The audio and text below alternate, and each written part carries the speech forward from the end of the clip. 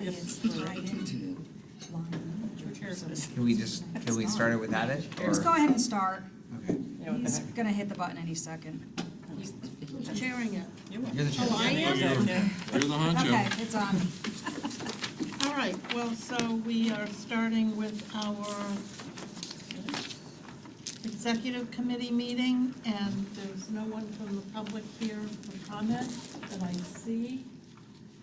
And we have an action item to approve the minutes of October 7th and October 9th, 2019. May I have a, So moved on both Second. of them? thank you. All in favor? Aye. Aye. Okay. And fourth quarter scorecard, Trish. Good afternoon. Hello. Hello. I'm bringing to you today the fourth quarter scorecard, our performance count scorecard. This wraps up nearly all of the metrics for the entire year. You'll notice that it's marked as draft. There is one metric, org 14, that we measure after performance review. So that's always the last one to come in, but we wanted to bring everything else to you as quickly as we could. I'd like to call your attention to our year-end score. It's in the bottom right-hand corner. We achieved 98 out of our 100 points this year, and that really is the result of the entire staff rowing in the same direction and understanding what our priorities are and what it takes to get there. I'd like, as I did last quarter, to present to you some of the highlights, some of the things behind the score that helped us achieve a figure that we're very proud of and metrics that we're very proud of. In our community relations, our community support metric, we have continued our very strong relationships with partners all around the community. And as you know, has been brought to you throughout the year, many partnerships with the City of St. Pete, the City of Dunedin, Pinellas County, the City of Clearwater, the Clearwater Downtown Development Board, the City of Tarpon Springs. You know, it goes on and ranges from projects to build new shelters, special service like spring break, and of course financial support for the BRT project. So that's really at the heart of that metric, is to measure the value that we're bringing and the value that our community sees that we play. And I think that those partnerships reflect that very strongly. In our financial stability strategic area, of course, a very important achievement here is that we've been able to close the projected and budgeted deficit that we had in our budget this year. Took quite a lot of work and planning to do that, but that is a big achievement for us at the end of this year. With customer satisfaction, that metric is entirely driven by surveys that are responded to directly from our customers. Those are our customers telling us in a very unfiltered way what they think of our service. And we have exceeded all of our goals, and in fact, we lead beyond the industry benchmarks for customer satisfaction. We measure it in two different ways, the Net Promoter Score and then a percentage. For the Net Promoter Scores, I just want to put into context that our fixed route Net Promoter Score, the industry average is 32, and our score is 47. And for our paratransit Net Promoter Score, the industry average is 32, and our score is 73. So we're quite pleased with the way that our riders are interpreting our service, the fares, the safety, all of the things that go into how they perceive our service. With employee engagement, of course, this one's very near and dear to my heart. We've launched a lot of initiatives this year, from enhancing training for our managers throughout the organization and specifically our transportation supervisors, who are the front line supervisors for the largest group of employees we have here, our bus operators. We've launched an employee newsletter to increase communication and opportunities for employee recognition. We kicked off a 1,000,000-mile program to recognize our longest serving operators who have driven more than 1,000,000 miles in their career. There's greater coordination between management and the union on operator work schedules.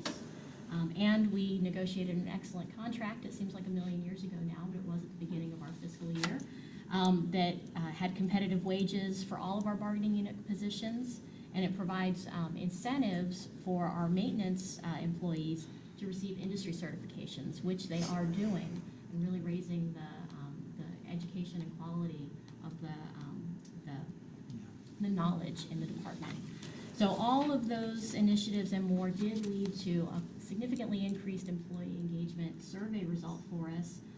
We went from 73% to 81% in the course of a year, and it reduced our turnover.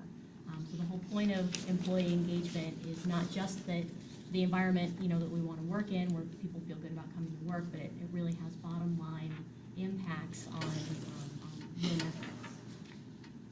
And finally, our commitment to performance area, that is an area that we're focusing on to really achieve the results that we're striving for.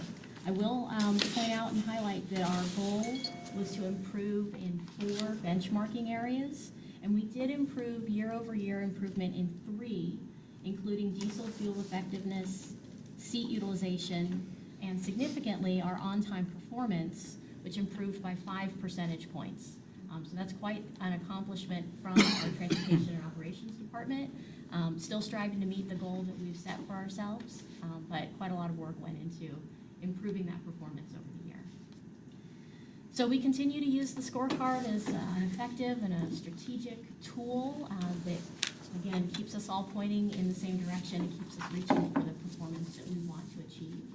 I'm happy to open to any questions that you have at this time. I know Richard Bennett's going to ask you about the pink areas. So. About the what? Just the pink areas here. What are the key American bus benchmark metrics that we're not doing as well as we should on? Yeah, so we specifically were trying to target improvements in 4 of the following areas. Any 4 of the following areas. Diesel fuel effectiveness per passenger mile, passenger injuries per boarding, passenger trips per revenue mile, vehicle collisions per vehicle mile, driver training hours, on-time performance, diesel fuel effectiveness per revenue seat capacity mile, and seat utilization. You don't have to memorize those, they're listed in the parameters, but those are the ones that we targeted because we are below median in those areas in comparison to our peers. Yeah. Okay. Just out of curiosity, how do we stack up in the specifics? In other words, so who's a bonus?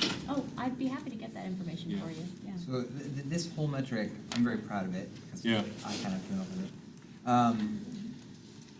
As you and have heard on the finance committee and the board, it has been presented. Right. Benchmarking Yeah. looks at basically every part of PSTA. Right. And then, we get a score compared to our peers of 25 other transit systems on Right. everything. Right. And this scorecard, in order to be meaningful, we could concentrate on the stuff that were great and would hit out of the park every time because with no effort at all. Or you could actually try to focus the organization on where we are maybe a little or below the average and focus on those. So that's what this is trying to Right. measure. Okay. That the 8 areas that Trish just mentioned are the 8 areas that we happen to be below average. We're above average on many, many more. But this is saying, let's just try to improve, let's focus on the areas that we're below average and do things to, see if we can improve on those things. And so we didn't hit so we had to hit 4? We're looking to improve in Yeah. 4, and we did improve in Yeah. 3. We improved on 3. Okay. All right. Okay. We'll keep trying on it. Yep. Yeah. So if we have 8.8, 6.0, 8.8, and 6.0, how does that come out to 6.0 for the year? Or does it come out with 7.4? Can you tell me which one we're looking at? Oh, is it Org 17? Yeah. The first 3 quarters, we're measuring quarter over quarter, and the last quarter, we measure our year to year. So the what's in the year-to-date column isn't an average. We're not giving ourselves credit for maybe temporary gains that we Oh, had okay. throughout the year. We're just counting year over year, how did we do in that metric? Okay. Yeah. So 3 out of 4 is 6 points as opposed to, It's where we ended as of the end of the year. okay, gotcha. Thought we were not being fair to ourselves or something. Right. Yeah. And similarly on the BRT, I thought we were moving along pretty well on that. Yeah.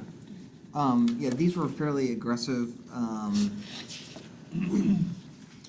Remember, Q4 ended on October 1st or Mhm. September 30th. Mhm. And that would be 100% design done by then. We were not at 100% design on October 1st.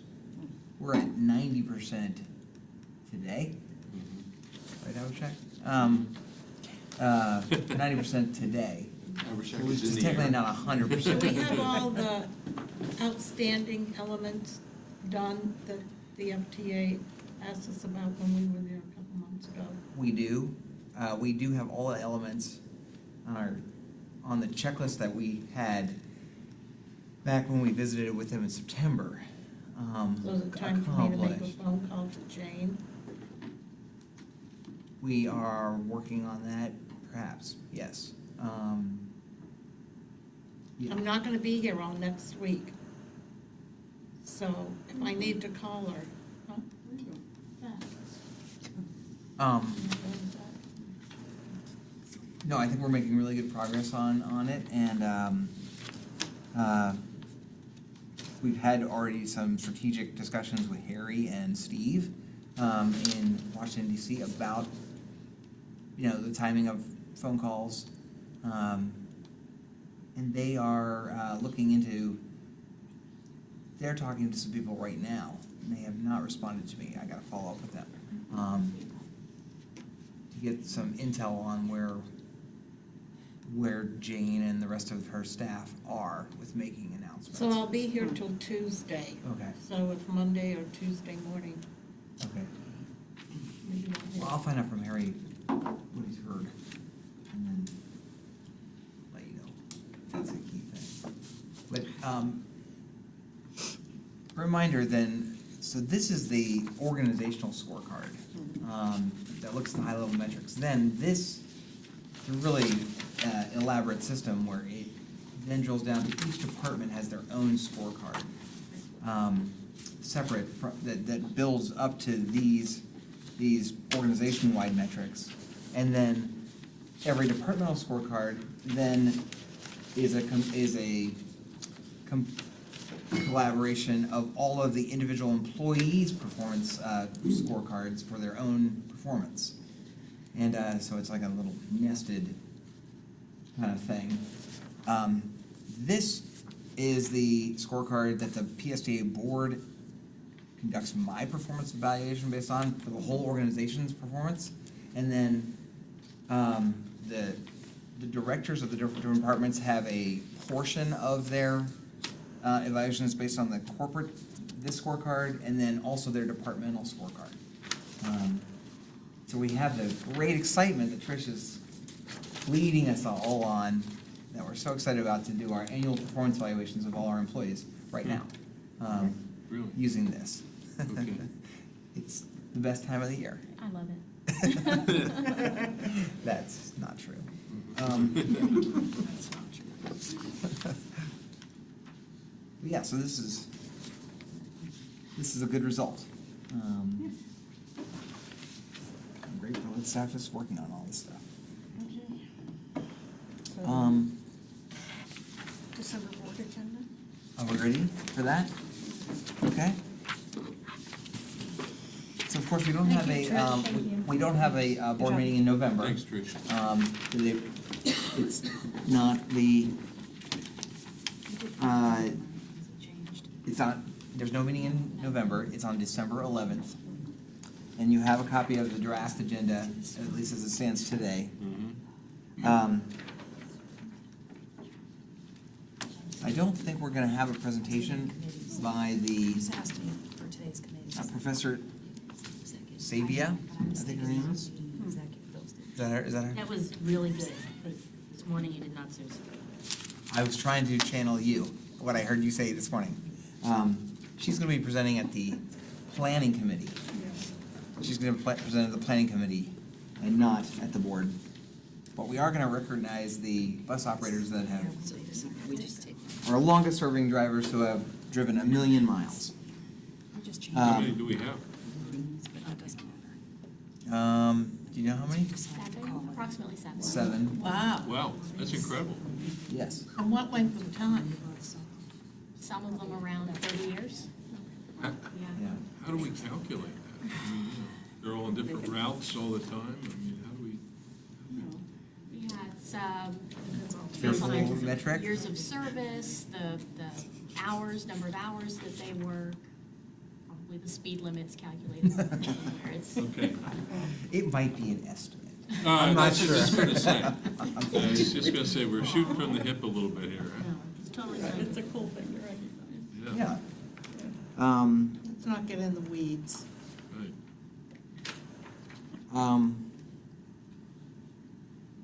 There's some consent agenda items that will be on the finance. The Finance and Planning Committee will review and make Next week. recommendations on these these Yeah. ideas for consent items. And then the 2 action items, one we just discussed at our nominating committee today, the board officers. And the second one is also exciting. As the 2 county commissioners will remember, the number one, the public's number one requested BP settlement funding project was electric buses. And in the end, after a lot of debate by the PSTA board, the county's BP settlement fund, county commission voted to allocate $560,000 for electric bus charging infrastructure. And this is the construction contract to spend, using those funds, to install a electric bus charging station right out here at PSTA, on PSTA property. We're gonna do that at Dave's last meeting. It's a good intro. Well, no, I don't think we'll do it on the day of the meeting. But, Dave's last meeting, though. oh, yes. Yeah. Well, it'll be his last finance committee. I think it'll be His last board electric. meeting. So we're gonna put it out at the lay-by? Yes. Okay. Originally, this was gonna be placed in downtown St. Petersburg. Right. When we thought we would need it to run the Put loopers. the loopers. The looper electric buses, but they've been doing so successfully without it, that installing it here on our property will have it be at a place where many routes can use it. Right. And we can put the electric buses on more than just one route. That's the thinking. Mhm. Great. When this goes under construction in January, Commissioner Gerard, as a rider, FYI, we're going to temporarily relocate the bus stop, the transit stop, to the parking lot. We're gonna make a mini temporary transfer station in the parking lot, in the employee parking lot area, to replace it. Just during the, Right.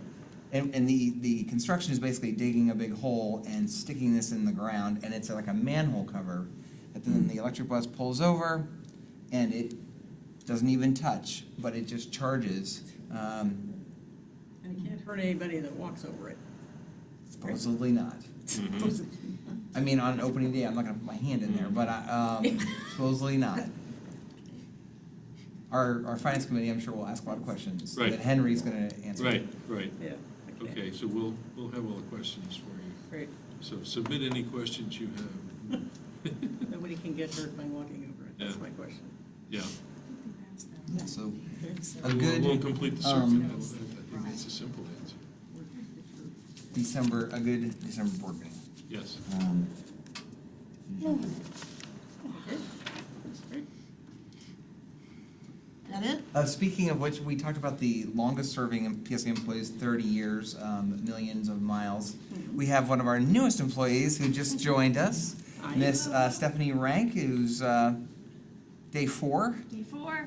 Monday. Day 4, I'm loving it. She's our new public relations coordinator. And she's joined by another new person in marketing on Whitney's team who's not here, but she's tweeting right now because she's our new social media coordinator person. Also started on Monday, Courtney Gardner. Grigsby. What do I say? Close. Gardner? Welcome. Well, welcome. Happy to be here. Thank you. Yes. Okay. All right, is that it, folks? Yeah. Anything else for the good of the order? No future meeting subjects? That was it. Yeah. Do you Okay. have dates yet for any trips that we need to put on our calendars?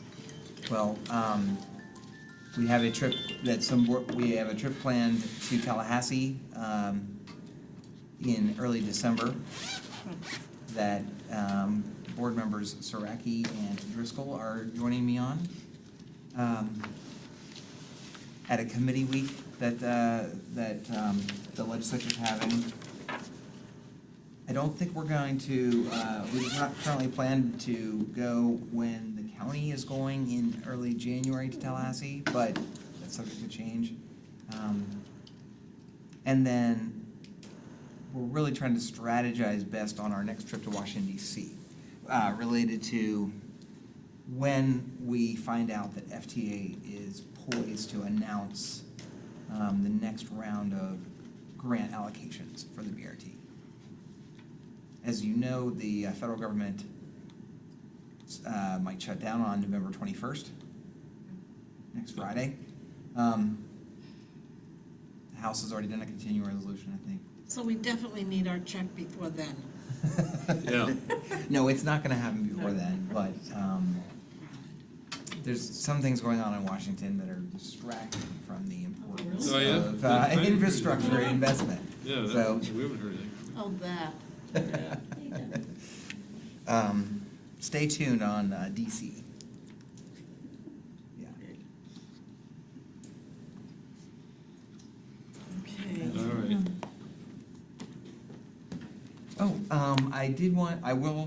I will get around to this. I know Commissioner Long, we've already signed Commissioner Long up, and I think I mentioned it to you, Jordan, about, there's a conference coming to, Yeah. there's a conference coming to Tampa in December 15th, 16th, and 17th. That I welcome you all to join What me. Do we have to organization? sign up for it? It's an organization that is affiliated with APTA, American Public Transit Association, Right? called the Transit Initiatives Conference. Is that what it's called? Transit initiatives, What? transit initiatives and campaigns. Yeah. Essentially, It's all about the, like, tennis campaigns. They hold it every other year, and it's about different ballot initiatives and other initiatives that cities have Yeah. done to invest in transportation. And Do we at the Marriott again, like last Yeah. time? Okay. You gonna run a bus over? maybe if we get that many people. Yeah. Um, Yeah. uh, I'll try and go. At least one day. Maybe We every See if we hour. can get don't have Barry to to stay go. over. Yeah. Right. LA Mayor Eric Garcetti is gonna be there, and the Phoenix Mayor is gonna be there, and Mayor Castor and Jeff Vinnick. Cool. Are all people that are on the speaking list. Oh, good, okay. Cool. Sounds pretty good.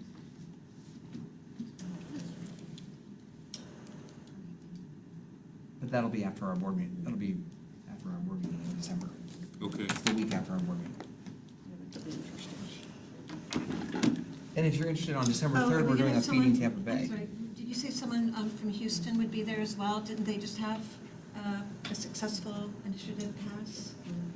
Is it I Houston? can't remember. I think I got an email today, I've been getting a lot of emails about it. Is that Sunday till Tuesday? Yeah. Well, I'm not really sure if it's really happening much on Sunday, Yeah. so I think it's Monday and Tuesday mainly. Okay. On December 3rd, that's before our board meeting. If you're interested in joining, handing out food to folks in need of food, you can come to PSTA. Starting, I think it opens at 7:30.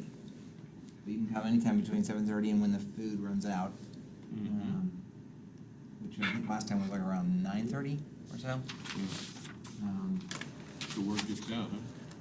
Yeah, we had more than 300 people take, Yeah. most of whom took a bus to get here. At the first one, so I think it'll maybe even more.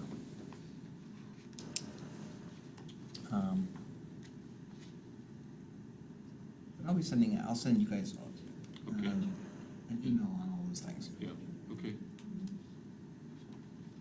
Last thing, I'd like to thank Commissioner Long for being a good marketing person for our Leadership PSTA program.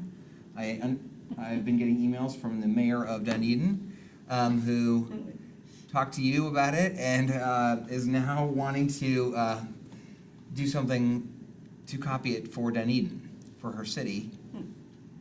And I told her that one of our guest speakers at this year's class was Darden Rice, spoke to the class about leadership. So Very cool. the mayor has asked if she could come speak to our next class. Sure. Yes, All right. All right. absolutely. So put more word out on that.